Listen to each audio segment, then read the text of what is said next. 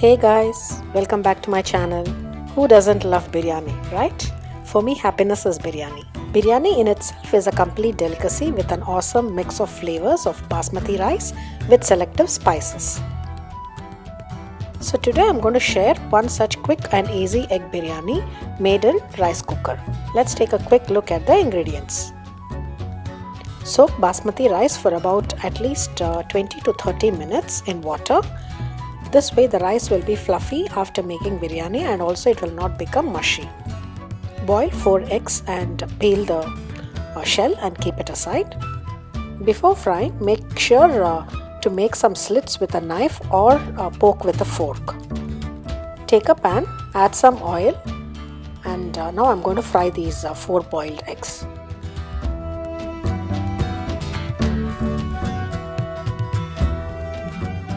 Sprinkle some salt and roast the eggs for about 2 minutes until you get a light brown crispy layer. Remove the eggs to a plate and set aside. In the same pan, add about 1 tablespoon ghee and 1 tablespoon oil. To this, I'm going to add few dry spices like cinnamon, star anise, cardamom pods, few cloves, a piece of mace, few kalpasi and 2 KAPOK buds. Also add in a few bay leaves. Saute for a few seconds until you get a nice aroma.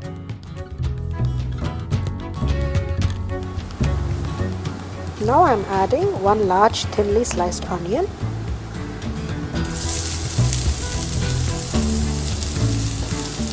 few slit green chilies and a handful of coriander and mint leaves. You can adjust chilies to suit your spice levels. Now you can add some salt to soften the onions. Add 1 tablespoon ginger garlic paste. I'll link the recipe above and also in the description box below. Saute for about 2 minutes until the raw smell goes away. Now add in hard boiled eggs and mix well and turn off the heat. You can also add some garam masala powder at this stage. Transfer this egg mixture to the rice cooker and mix well. Add required water and adjust salt. Turn on the rice cooker and relax until it's done. So the egg biryani will be ready in about 20 to 25 minutes depending on your rice cooker. In case you want to prepare this biryani in pressure cooker, follow the same procedure except that you can fry all the ingredients for the egg masala directly in the pressure cooker.